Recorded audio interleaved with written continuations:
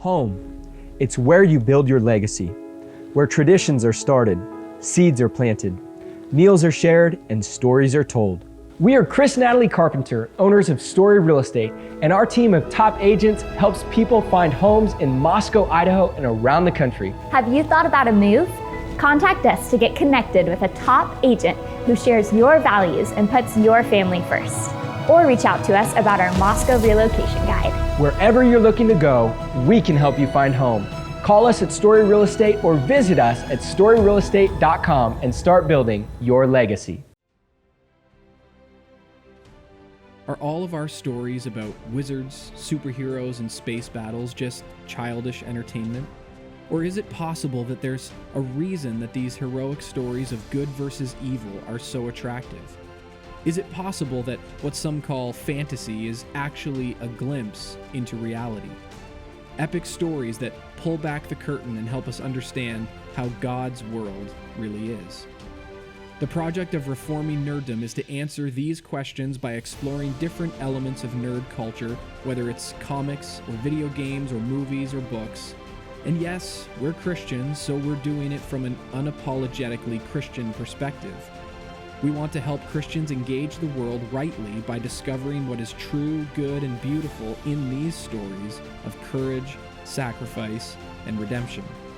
This doesn't mean that there isn't plenty of ugliness and wickedness in nerddom that needs to be thrown onto the burn pile, but together we want to explore our favorite tales from Star Wars to Lord of the Rings and honor Christ by seeing how they reflect the true story, the greatest story ever told.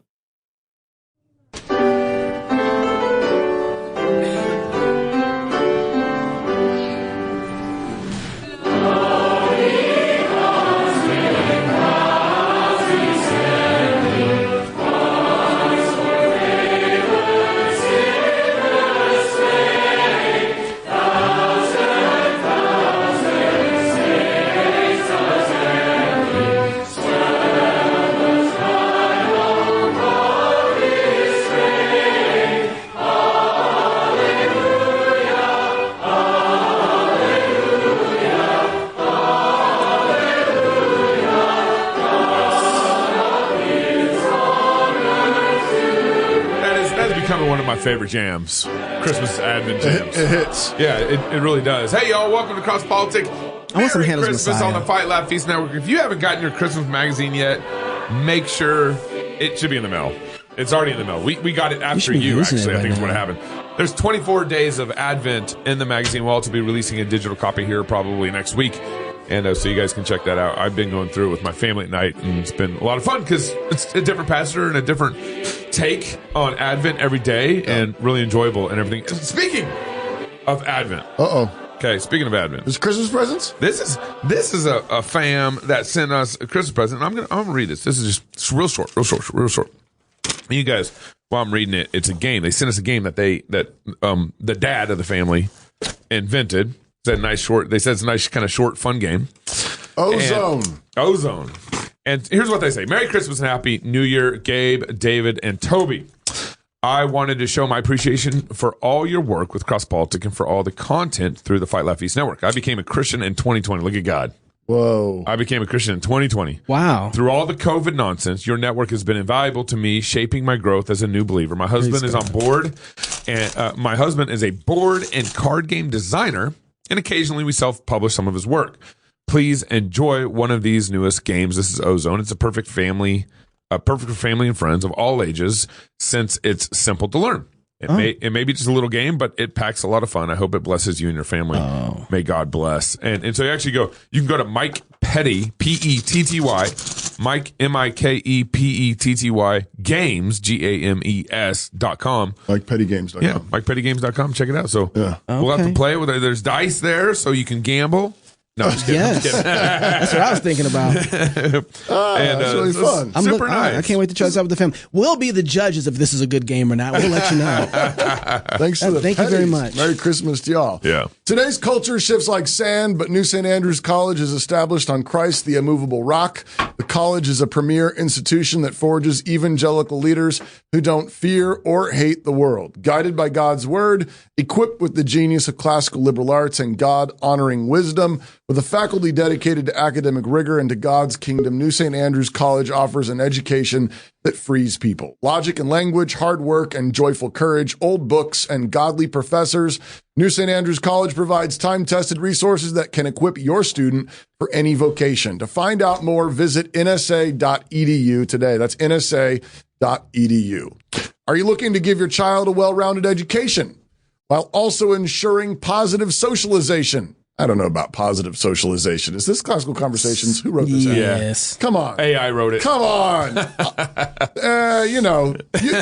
You want a good classical Christian education. I'm not going to read that. I'm kidding. Okay. Led by trained licensed directors, families learn through Classical Conversations, proven Christ-centered curriculum together in a community. With locations in all 50 states and over 50 countries, there is bound to be a community near you. Check out Classical Conversations. The key thing you need to know is that the CEO used to play rugby. Yeah. That's all you need to know. Yeah. He's a dude. I mean, that's what you want to know. And I just saw a picture of him earlier. He's on his way down to Mar-a-Lago to hang out with Trump. Yeah. So I guess Is he really? Actually, I got a couple friends going down to Mar-a-Lago. ClassicalConversations.com/FLF. That tells them that we sent you there. ClassicalConversations.com/FLF.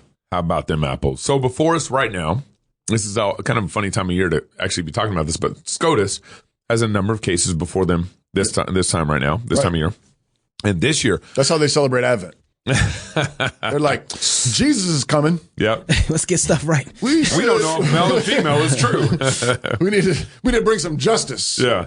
And so you remember Matt Walsh last year led the charge in Tennessee. I think he led a lot of the charge. Oh, yeah. I think you can put it probably almost fully on his shoulders. I think so. Yeah. That he got a bill, working with some legislators locally, he got a bill passed through the Tennessee legislator. Well, that was running on the back end of him exposing all that stuff in Texas. Mm-hmm. Remember, there was that hospital in Texas. Was it Vanderbilt too? I don't know, but I think it was Vanderbilt. I think it's more Vanderbilt than Texas. So that was going on. But there was a children's hospital in Texas that had, but there was also a big scandal there because Texas had passed a law saying you can't do this anymore, and it turned out they were still doing that. Yes. They were still chopping up kids. But Vanderbilt is what I think really got Matt riled up in what was going on there. So he got this bill working with some legislators passed, and now the Tennessee circuit said it wasn't constitutional, so they appealed. So it got passed, and then it got challenged, and then Tennessee circuit appealed it and Supreme Court and announced to the Supreme Court.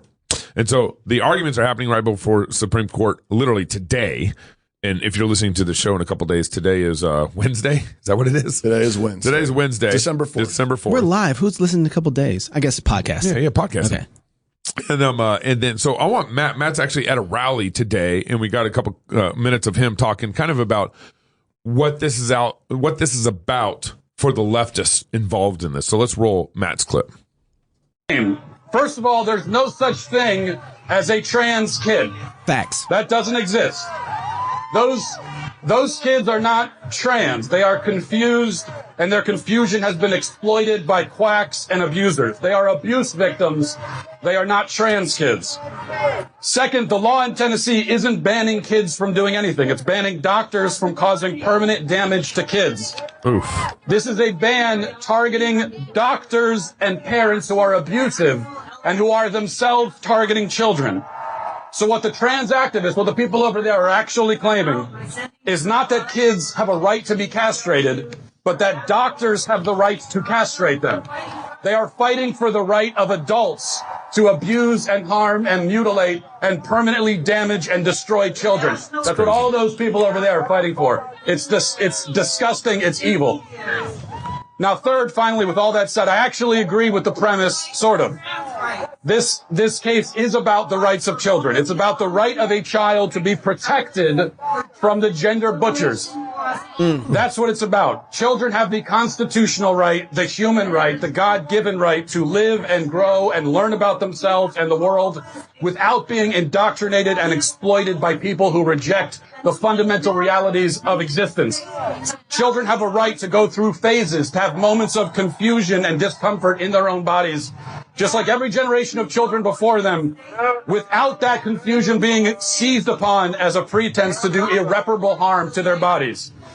So to the trans activists over there claiming that this is all about the rights of children. I say again, yes, you're right, it is. They have a right to be protected from you. Children have a right to be protected from all of those people over there who want to harm them and damage them and destroy them. And they will be. They are going to lose. They are losing right now. We are not going to let them harm our children.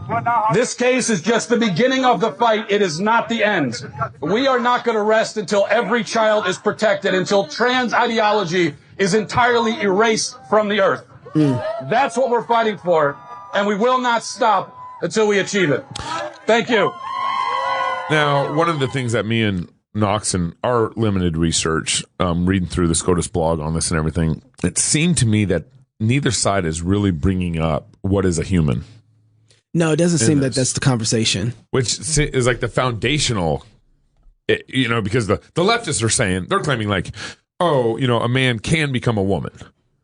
Our side is arguing, and so you're discriminating based off sex. You aren't letting a man become a woman. You're discriminating. That's what the Tennessee bill's doing. Well, our side's kind of arguing, well, it's not discriminating on sex because it applies to both male and female. So it's not. It's a medical.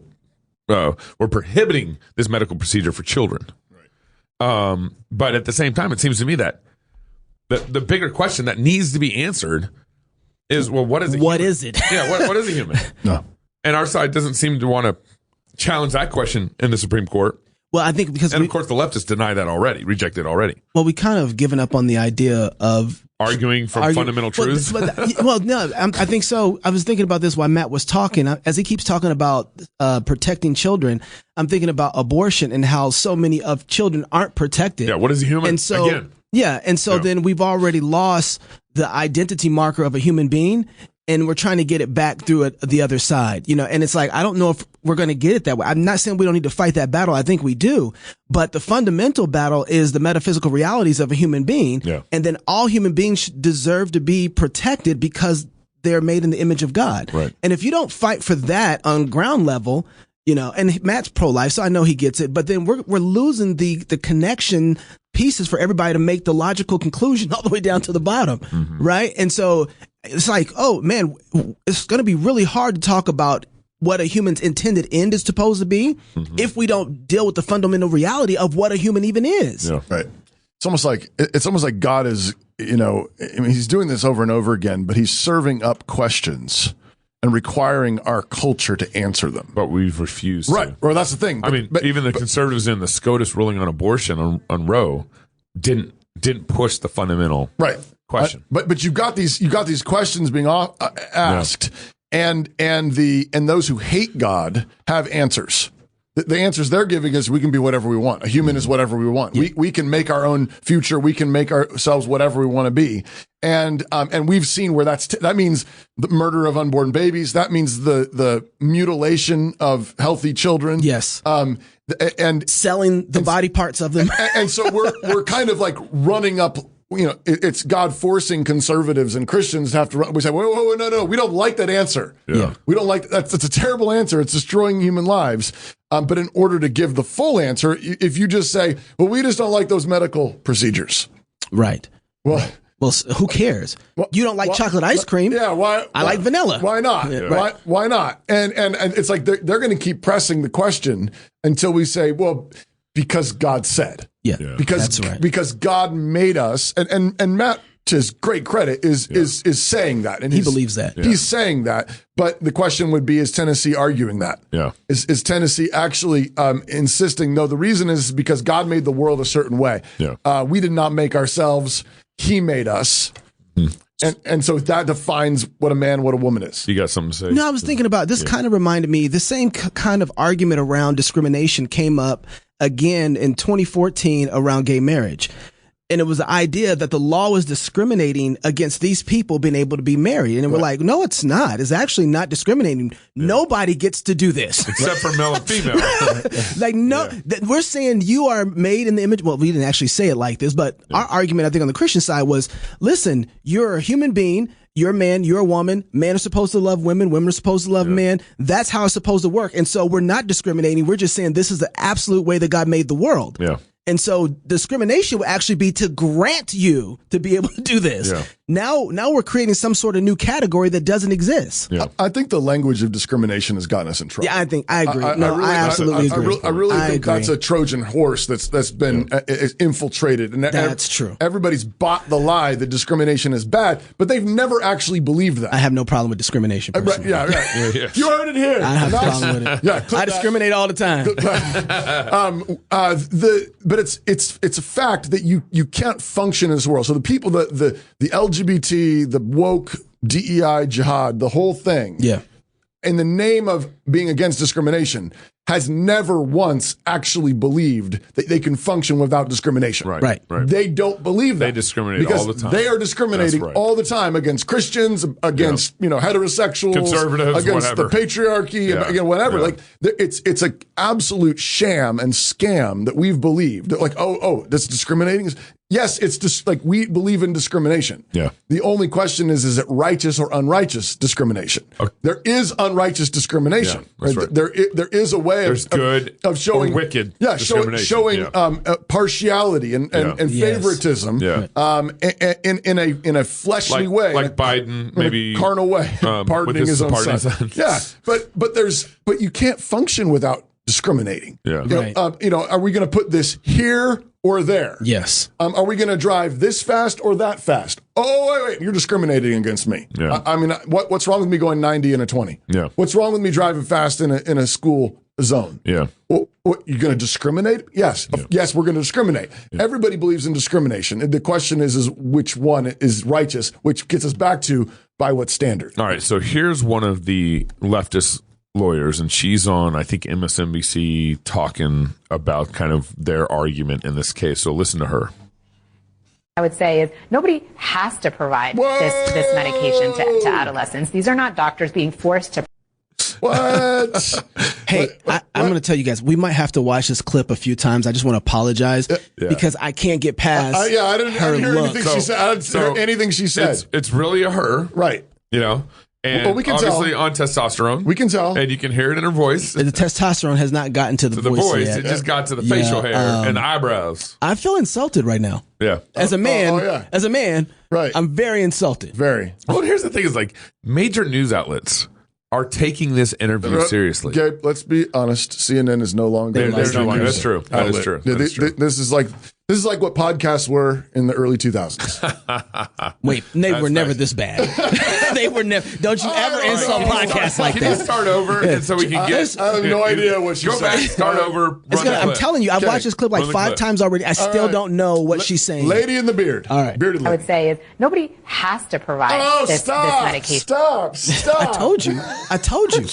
I'm not even joking. Oh my goodness. I just want to apologize to everybody who's watching right now. It's like a cartoon. You're going to suffer with us until we figure out what she's trying to say. Okay, let's work it. Do you need me to cut your mic for a second? All right, I'm ready. Go. Okay, try again. I would say is nobody has to provide this medication to adolescents. These are not doctors being forced to provide this medication. These are doctors who are wanting to treat their patients in the best way that they know how based on the best available evidence to us. And these are young people who may have known since they were 2 years old exactly who they are, who suffered for 6-7 years before they had any relief. And what's happening here, it's not the kids who are consenting to this treatment, it's the parents who are consenting to the treatment. And as a parent, I would say when our children are suffering, we are suffering. And these are parents who love their children, who are listening to the advice of their doctors, of the mainstream medical community, and doing what's right for their kids, and the state of Tennessee has displaced their judgment. This is so idea of I can't remember who we had on was it a couple weeks ago talking about the idea of words, reclaiming the 10 words that will transform America, and he talked about love. Scott, right? I was trying to remember his last name. Scott Allen. Yes, thank you. There we go. Get that book. It was really good because he talked about this. He talked about they use this word love. But again, love has a foundation. It's touching something. And so if you loved your child, you want to see their intended end come to fruition. That's part of your job as a parent. It's part of your job as the priestly duties and the kingly duties and the fatherly duties that you have is to bring your children up so that they come to their intended end. Whenever your love fights against the natural direction of their growth, that is no longer love. Right. that is no longer caring for your child. So then whatever love you have for your kid has now been completely distorted. Right. Yeah. And it's not caring for them anymore. And then it becomes child abuse. So now they're bringing up a whole nother point. We have parents who are actively abusing their kids because they're not training them up the way that they're supposed to go to bring them to their intended end. They're bad kings. They're bad priests. They're bad parents. Yeah. This is child abuse. Yeah. Right. This is not, and doctors, first of all, I think it is forcing if a child comes into the doctor's office and says, I want puberty blockers so that I can become a female, right? And the doctor says no. Do you think that doctor is not going to get sued? Right. Come on. Well, if this bill stands, not in Tennessee. Right. And yeah, let's hope so. But if that's where they're going with this. Yeah. It will force doctors to do exactly the abusive things that the parents and the child are trying to do to themselves. Yeah. Mm-hmm. Right. They're suffering.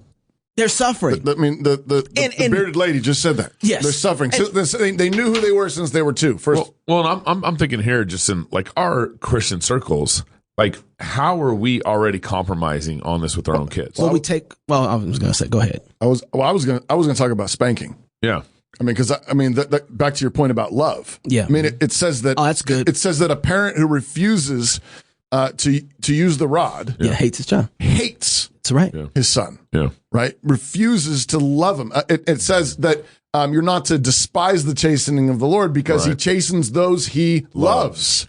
And if you're not chastened, if you're not corrected, if you are not disciplined, then Hebrews says, then you ought to question whether you're even a child. If you're saved. You're even of a son. Right. Like he says, otherwise you're a bastard. You're illegitimate sons. An undisciplined kid has no father. Exactly. Yeah. Exactly. Effectively, de facto. And what does discipline do? Discipline directs people to the end that they were created for. Exactly. But what's happening is, so sin is taking children into a different direction. They say, I want to throw a fit. I want to do whatever I want to do. I want to make the world according to my whims and my lusts. The 2-year-old, kicking and screaming on the floor in Walmart because I want the toy or I want the chocolate. Yeah. And the parent says, I know where that leads. That leads straight to hell. Yeah. So I'm going to take you to the bathroom so we can avoid that. Right. Yeah.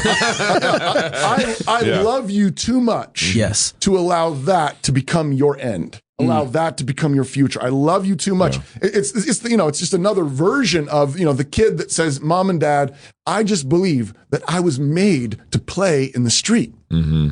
Where the cars are. Where the cars are. I believe I can fly. I believe I can, I'm like, I believe I can touch the sky. I think about it every night and day. And they sing to you and everything. Spread my wings and fly away. And the parent says, that's very nice, but you may not play in the street. Right. No, I love you too. And if the child goes, flapping his wings out towards the street, a faithful parent runs out there and stops them, right? Because the child has a delusion. Yeah. The child is dreaming, and you can't. Matt Walsh makes this point really well in the clip. I mean, it's like these people are confused, sick. They've been lied to. They've been abused. But you don't just give them what they want. Mm-hmm. Like that's good for them. As you were talking about this, I was thinking they have a cosmological delusion. This isn't just one that's inside of their heart. This is how they see the whole world. Mm-hmm. They really believe up is down, down is up, in is out. It's all backwards. They think that water is somehow going to be a star and that the sun is going to be the moon and that the moon and fish can be birds. But this is all evolution, right? It's all evolve. Eventually, I just need to evolve. I just need enough power so that I can evolve into the thing that I want to be. Well, it all was something else at one point, according to their founding myth, their creation myth, which is why this is why 6-day creation matters. Yeah. Exactly. And, even the Christians that say, "Well, I believe in theistic evolution." I believe that God used millions of years and pushed these species into different kinds of species, all the rest of it, and he was the one that turned the turtle into the giraffe. He's the one that made the pond scum into a human being. Yeah, like no, you didn't make it better. Right. All you did was baptize your evolution. Yeah. All you did was try to make evolution sound holy. Yeah. Like God did it. Oh, so if God did that, over millions of years, millions of species died out through pain and suffering and mutation. Yeah. Why can't God bless and a lot the mutilation of children in order to try to experiment on them. We're just being like God. Exactly.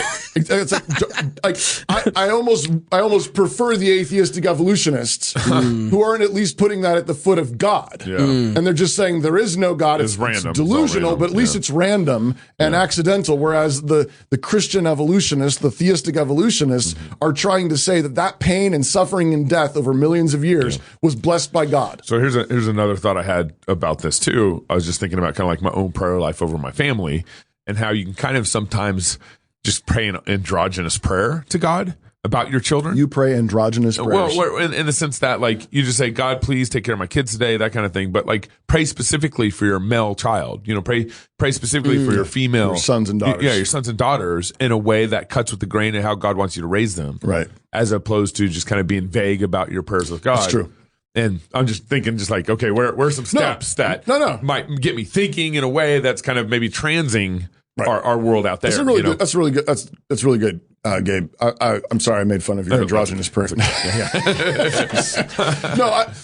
You're absolutely right though, because from jump, I always tell parents, like, you need to be, as soon as you know you have a boy or a girl, you have your assignment has now been shaped. Yeah, that's right. You're never merely raising a gender neutral child. That's right. You're raising a son or a daughter. God's told you what their intended end is supposed to be. Exactly. As soon as you know that, though, that shapes how you parent them. Yeah. And yes, are there things that are roughly the same across the? Do they both need food? Do they both need water? Do they both got to do chores? Yeah. Whatever. Yeah. Sure.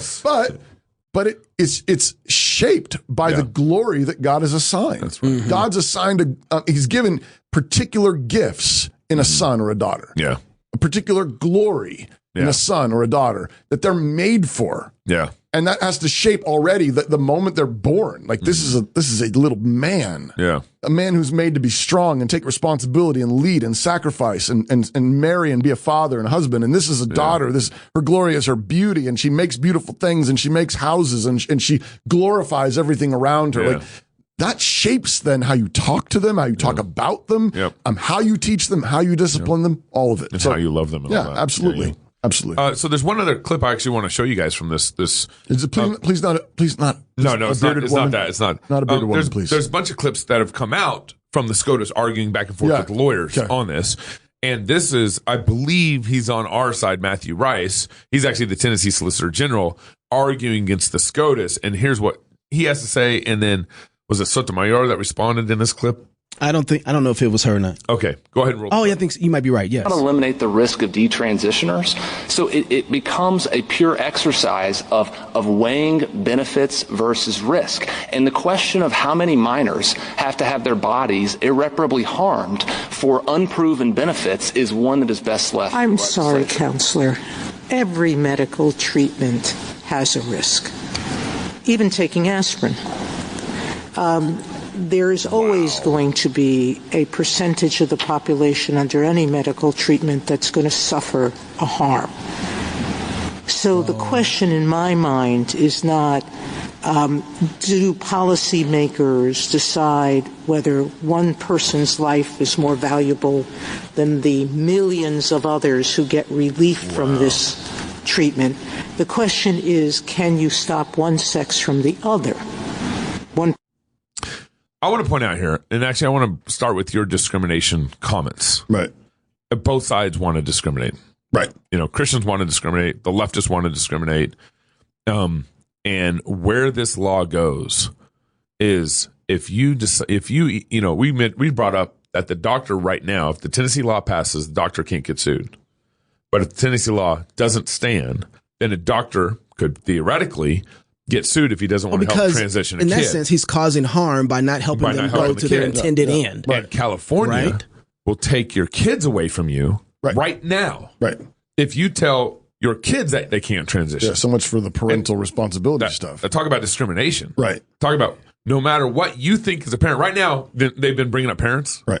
You remember that chick being interviewed on CNN? Yeah, the bearded chick. Yeah, she said, this is about parents deciding on the kids. Oh, yeah. It's like, no, that's not even true. They'll actually take your kids away from you in California right now. Right. Oh, yeah, only as it's convenient. Yeah. Only as it's convenient. Yeah. Only as it adds to the argument. Yeah, but this is why you can't even begin to lend to the possibility of this evil.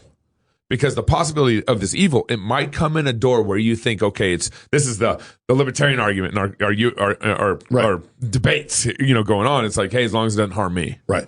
And that was kind of a little bit of the classical liberal argument for decades.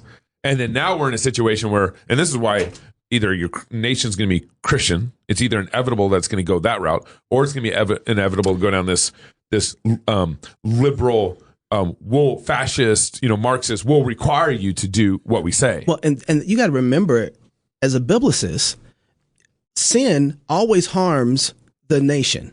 Yeah. Right. God's law was set up very clearly that if there was a dead body in between places and nobody even knew about it, and it was found, the closest town to that body was responsible to get justice for what had happened. That's right.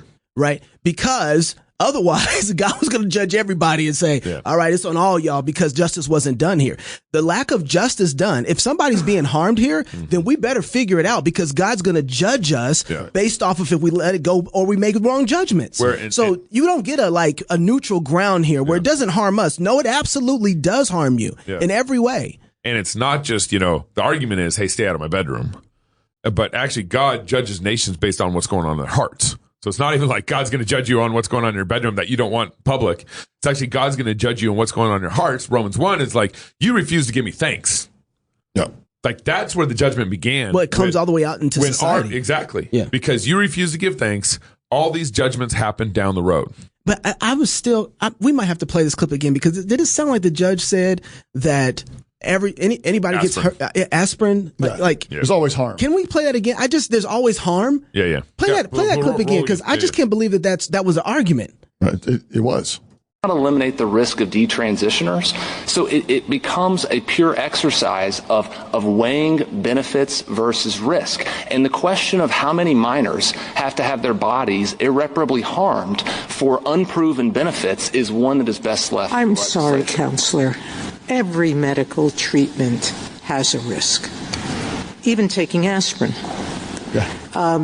There is always going to be a percentage of the population under any medical treatment that's going to suffer a harm. But hold on. Okay. So the question in my mind is not, do policymakers decide whether one person's life is more valuable than the millions of others who get relief from this treatment?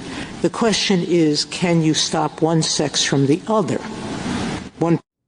Yeah. So would that, if I'm understanding that, then would you have to make a headache something that's good with aspirin? Headaches have to be, because if they're arguing this is a good. Somebody else is actually, this is a good for them to have transition surgery. Right. And so you don't have the right to stop. She's arguing that in an analogous way that most people are helped by aspirin and it takes away their headache. Other people could be harmed by it. Other people will be harmed by it, but the vast majority are helped by it. And therefore, she's arguing in a similar way, the vast majority of transitioners, what do we call them, trannies, are helped by the surgery or the chemicals. Or it's better for them than not going through it. Right. This completely removes the idea of intended end. What is the person supposed to be? What are they supposed to do? Well, you remember Dr. Story came on our show and he's like, doctors don't harm. Right. That's our job. She's her presupposition is there is no harm happening. Yeah. Well, she's saying there's harm. She's saying, but the good outweighs the bad is what she's saying. Right. But what is the intended end? Right. She doesn't know. She doesn't care. That's what, because honestly. Is Ketanji Brown Jackson. Yeah. Is she on here too? That was Sotomayor. No, but is she on here? She doesn't know what a woman is. She needs to recuse herself. She doesn't know what a woman is? I mean, I don't think she should be allowed to be on this. She just needs to step away. Recuse herself. Recuse herself from the whole situation. We remember what you said in the hearings, and so we think you should recuse yourself because you don't know what a woman is. is. So if you remember when Ketanji Brown was up for nomination to be Supreme Court Justice, right? We go ahead and bring that clip up, and she was asked, right? What does it mean to be? What is a woman? What is a woman? It's the Matt Walsh question. Yeah. What is a woman? You got that video? Go ahead and play it. Can you provide a definition for the word woman? Can I provide a definition? Mm-hmm. No. Yeah. I can't. Not in this context. So I'm not a biologist. I'm not a biologist. I think everybody needs to answer that question before we even have this case. Yeah. Well, and she obviously needs to recuse herself because she's not, doesn't have the knowledge. Every senator that voted to confirm her needs to resign. No, man. If you're still serving in office, you need to resign. You need to walk around with a clown hat on you need a dunce cap on your head every time you walk into the Senate chambers. And there was conservative this is senators that voted for her. Okay, so Brett Kavanaugh, I was just going through some of this, and this is probably some of the. This is why this bothers me. Brett Kavanaugh, in particular, on Wednesday, the article says that he wanted to allow whether decisions about issues like gender affirming care, don't even like that word, by the way, for transgender teens might be best left to the democratic process. That's the libertarianism. Yeah, that Gabe was just talking about. Is that what we're doing now? Leaving that to the democratic process? Right. That which means that in California they can take your kids away. We voted on it. Right. If we voted on it and all the votes were in, we counted noses and we said we can take you. The thing I was going to say a minute ago is the thing that is over all of this, I think, underneath all of this is something that Jeff Schaefer has been pressing hard. Yes, I was thinking about him. I would love to talk to him about this. Which is just simply that, and others, but Jeff has been the one locally here at the Hale Institute at New St. Andrews and just writing and just pounding this point. But this is the major battle here is between basically those who believe that the world is a certain way. Yes. Yeah, that's right. And this goes back to the fundamental question that needs to be those who believe that you can make the world whatever you want. That's the cosmological understanding of the world. That's what if you've heard Knox saying cosmology or cosmological argument, and you think why does he keep speaking in tongues? Why does he keep using big words? Okay, what we're talking about is the nature of the world. And the of the universe. Yes, of the universe. And the fundamental question is it fundamentally given? And does it exist in a certain way with a certain shape and a certain trajectory and certain rules and laws that govern it by a maker? Or is it something that is shapeless and formless, essentially, or just complete, it's Play-Doh, that can be constantly shifted and shaped the way you want it to be? That's the fundamental divide between the ideologies here. And libertarianism, unfortunately, even though a lot of libertarians are Christians and a lot of libertarians are better than their philosophy, better than their politics, are fundamentally seeding that. Right. They're seeding that argument and saying, well, I just want to be left alone. I think people should just be free to do what they want, so long as it's not harming other people. That's right. But what you're not answering the question, the fundamental question that God is pressing, which is, but is the world a certain way? Yeah, that's right. Are there certain laws that govern it that are true, even if the majority votes against gravity? Yes, yeah, right. I was just about to go there. It doesn't matter. Yes. Even if the majority votes that says you can take kids away from their children, away from their parents. Yeah. You are still stealing. You are still kidnapping. Yes. You are still defying the law of God that exists in this world. Right. And that's the fundamental divide. And then it seems like that's what legislators, that should be the fundamental question they're all asked. Because how long have our legislators been ignoring God's world? You know, I mean, we can talk about property taxes. You know, that's theft. That's stealing for this reason. There's just everything that touches your question, your point touches everything about our legislative politics. That's fundamentally, again, back to the question of is like, do we, are we going to have a Christian nation? Are we going to have a Christian people or not? That's the bottom line question is, well, does our nation have a maker? Yes. Does this world, does this land have a maker? Right. And if it has a maker, then that means that you have to obey that maker. Yeah. You have to honor that maker. Yeah. And in the same way that creation does. Right. I mean, that's the thing. I mean, this is as insane as saying gravity decided to wake up this morning and say, I don't want to pull down anymore. Right. I decided that I don't want to be gravity anymore. I want to do something. I just want to float. Right. I just want to float. It doesn't get to decide that. Right. It gets to love the way that God made it and to do the things that God made it to do and to do it every day with joy. Right? God made you a man. Right. You wake up every morning, you thank God that he made you that way, and you do the things that God just said men are supposed to do, and you do it with joy. Right. God made you a woman. You wake up and you thank the Lord for it, right? This is what you were talking about earlier about they chose not to thank God for his gifts and his blessings, and then he turned them over, right? They went insane. That's what began to curse our streets. Right. Yeah. But if you believe that if you believe that we got here by evolution, then you believe that pain and suffering are sometimes good. In order to, that's right. Right. So in terms of like medicine. Well, and you can eternally transition. Right. Well, but keep transition. But back to her point about suffering and harm. Yeah. Like, what is harm? Like Sotomayor needs to be asked that question. It's faith to get what you want. What is harm and what is help? Yes. To get relief, or what kind of relief? Yeah. The rapist feels relief. Right. The murderer feels relief. Yeah. Why are you discriminating against them? This goes back to the pro-life. But it's like if we don't have a fundamental shape to the universe, a fundamental bedrock to reality, then what is a woman? What is life? What is harm? What is help? Yeah. What is good? What is evil? All these things are, if you don't have that, all of those things are infinitely malleable. Right. That's right. Everything's in play. You can say, this will hurt for a little while, but we know what's best for you. We will make this right. We know it hurts for us to take your children away, but you're harming them. And so we know what's best for you. We know what's best for you. And what you end up with, though, is might makes right. Yeah, that's right. And in a statist country, in a statist government, the people with the biggest guns have the most might. Yeah. And that's why, again, back to Jeff Schaefer, his point has been, if we don't have a natural reality, God's world as the fundamental bedrock that trumps everything. It doesn't matter how big your guns are. Yeah. If you're going against God, you're wrong. Yeah. Mm-hmm. But if you don't have that fundamental bedrock reality that there are certain things embedded in nature, this is a man, this is a woman, this is marriage, this is human life, this is reality, this is up, this is down, this is good, this is evil, then the one with the biggest gun gets to decide what reality is. Yeah. And that's what our statist regime has been attempting to do. This is why. Go ahead, Gabe. I was just going to say, here our country's been rejecting truth, I don't know, for a century and a half, 2 centuries, and slowly over time we rejected it more and more. But this is why this is, I think, a helpful question. Imagine if we were arguing that the state could take your kids away from you if they want to have trans surgery back in the 1950s. Mm-hmm. But we've been slipping from truth for a century, 2 centuries, or whatever.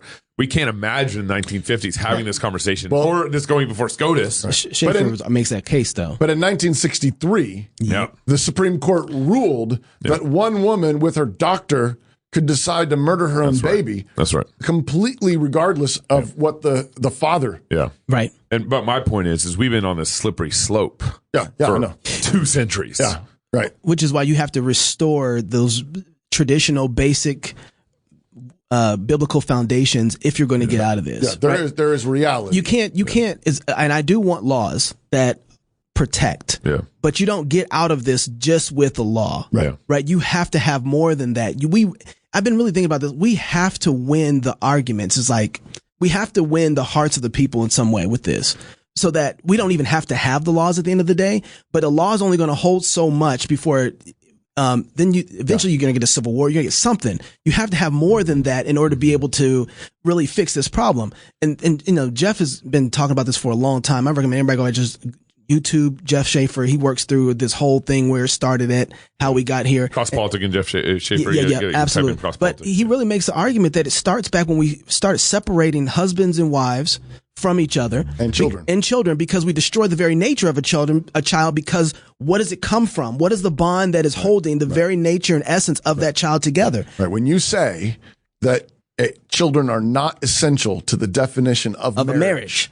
Man. You get this. You get then that's where you are. That's right. You're saying we can make marriage what we want it to be, and then people come shrieking and say, "Well, what about barrenness? What about when you can't have babies?" All these exceptions. No, of course, but that's not the way it's created to be. That's not natural. It's unnatural. That's right. It's a that question recognizes a broken world. It's a trial, right? But it's not the way God made the world. Right. God made the world a certain way, and the possibility of children as a normal part of marriage is what makes marriage a marriage. Yeah, that's actually part of what's in this Tennessee law is arguing the fact that if you have a young man, or it doesn't say it like this, but it's basically making the case that, hey, we can use hormone therapy based on a young man who might need have a treatment because his deficient. Testosterone's low or something like that. Or whatever. He doesn't have the right balance and he's imbalanced, and so we want to give him the treatment. And they're basically saying, why do you get to do that? Right. And we can't use it for how we want to. And the argument is, well, because that's bringing it to its intended end. But that's not the argument that's being made on the foundation of what is a man. Right. What is he for? What is his intended end? Right. And so they're just saying, well, you use them. Why can't we use them? Right. Traditional Christian medicine, and medicine has traditionally been Christian, by the way, is based on the idea that there is a fundamental form to reality, to nature. And what we're trying to do is do everything we can to help humans live as humans, as they were intended to. That's right. So that we have a definition. Harm is taking them away from that intended end. Help and health is taking them toward that intended end. So a man who's deficient in testosterone and can have something that can help him with that is potentially helping him to be a healthy man. A woman who needs more estrogen, likewise. Braces fix your teeth. A hearing aid helps you hear better. You don't cut your ears off. Right. No, we can repair. We can replace your hip or your knees that go bad. We're putting you back the way you were intended to be made. But that implies that we know what you were intended to be. Yeah. And that's only possible in a world that's given, a world that's actually fixed by its maker. Are we doing Advent Psalm? This is a psalm? Beer and psalm? We got eggnog and whiskey and Advent rum. carols. Yeah. It doesn't roll off the tongue quite the same way, but beer and Advent carol. That's good, bro. I'm not for the eggnog. That's not beer. It's a good mix. That's not beer. Where's But the that's beer? what we have for today. Eggnog and whiskey. Eggnog and whiskey. Yeah, so if you want some, I can mix them for you. No. I'll do a little bit of whiskey. Okay. How about a little bit of whiskey? I'm just going to hold on to the coffee. Pretty good stuff. You don't Just coffee. What do we got? Well, I did coffee before, so I'm doing a downer now. Okay. Double barrel bourbon whiskey. That's good. Okay, Rebecca Creek. I think we had some of this the other day. Yeah, we did. Okay. You liked it. This is Lo He Comes. Someone says Kahlua and Psalms. There we go. Would you hand me some of that, Rebecca? I'll hand you some, Rebecca. So this is Lo He Comes. Actually, we have it in our Cantus. Yeah. Lo He comes with clouds descending, once for helpless sinners slain. Thousand saints attending, swell the triumph of his train. Alleluia, alleluia, alleluia. God appears on earth to reign. Every eye shall now behold him, robed in dreadful majesty. Those who set it not and sold him, pierced and nailed him to the tree. Deeply wailing, shall the true Messiah see. Every island, sea, and mountain, heaven and earth shall flee away, and all who hate him must, confounded, hear the trump proclaim the day. Come to judgment, come to judgment, come to judgment, come away. Now redemption, long expected, see in solemn pomp appear. All his saints by man rejected, now shall meet him in the air. Alleluia, alleluia, alleluia. See the day of God appear. Last verse, yea, amen. Let all adore thee, high on thine eternal throne. Savior, take the power and glory. Claim the kingdom for thine own. Oh, come quickly. Oh, come quickly. Oh, come quickly. Alleluia. Come, Lord, come. Come on, Jesus. One of the great themes of Advent is the coming of the Lord Jesus. Advent means coming or arrival. And so we rightly celebrate the coming of the Lord and his incarnation. Christmas is what we're getting ready to celebrate, his first coming. And my script just went, whoop, it's gone. It went bye-bye. There it is. Okay, came back. We celebrate that first coming, his incarnation at Christmas, as well as his promised return, his second coming at the end of history. And the two comings really are related.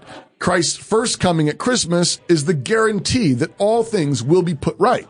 Just as the Old Testament saints waited for the Messiah to come, we wait for the Messiah to come again. We have the advantage of knowing Christ as the Messiah. We know the one whom we await.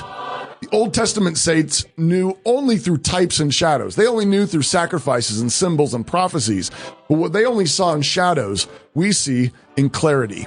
We know the one whom we await. We wait for Jesus Christ to come and judge the living and the dead. So Advent underlines the time we always live in, the time between the Advents, the time between the first and second coming of Christ. That's That's where we live. We live between the comings of Christ. But this hymn really underscores the tenor of our waiting. In some traditions, Advent is sort of penitential season, almost pretending that we are still in exile, still under God's judgment, waiting for deliverance. Now, there is a sense in which we do not yet see all things under Christ's feet, and so we can sing, O come, Emmanuel, ransom captive Israel that mourns in lonely exile here. I'm not boycotting, O come, Emmanuel. I was going to say, because fight. But this hymn underscores the vindication of the second coming. I mean, listen to those words about him coming in pomp and triumph and everybody seeing him and everybody knowing that he's the king. When Christ comes, he comes with all his angels, with all the saints that have gone before. Everyone will see him and everyone will know, and all the lies will vanish in an instant. So how do we wait? We wait eagerly. We wait knowing that when he comes, it will be the great revealing. It will be the great vindication, the great parade, the great wedding feast of the Lamb. So how do you wait for that? How do you wait like that? Well, by singing lots of joyful hymns and psalms and carols, by decorating your house with lights and trees and presents and stockings, by giving gifts, by feasting with your family and friends, and by giving extra to those in need. The King is coming, and we are, of course, celebrating his first coming. But his first coming is the down payment of his final coming. And between now and then, we're getting everything ready for the king. And so we're practicing. Think about decorating and celebrating Christmas as practicing for the king to come again. How do we get everything ready? Well, let every heart prepare him room, and heaven and nature sing. So that means we need to have our houses ready, our families ready, our children ready, our schools and businesses ready, and our churches and cities and nations ready. Do we want a Christian nation? Well, yes. One way to answer that question is, do we want our nation ready for the coming of the king? If you don't want a Christian city or nation, you're saying you don't want your city or your nation to be ready for the coming of the king. But Advent says we want to be ready. We're waiting for the coming of the king, and so we're getting everything ready. That's good, Pastor. While you were talking, not to upstage you here, but David Fowler, I'm going to give you something to read. He's watching. We tried to call him earlier because David Fowler's down there in Tennessee.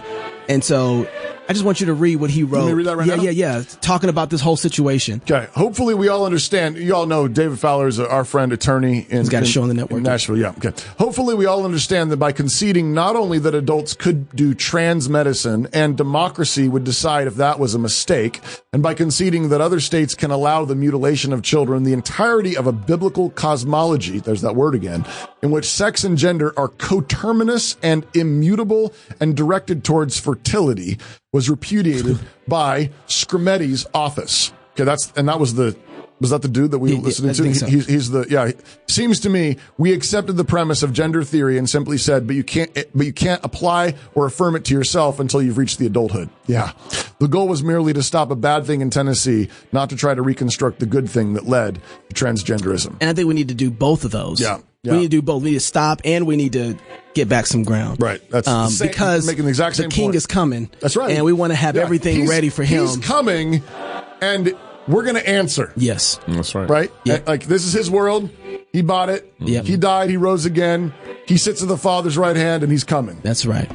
And we want to have everything ready for its intended end to praise him properly. That's what Christmas is about. That's Amen. Right. Amen. If you're single, get married. If you're married, have you some kids. And if you have kids, go baptize them. Until tomorrow, love God with all your heart, soul, mind, and strength. Love your neighbor as yourself. Go fight, laugh, and feast. This is CrossPolitic.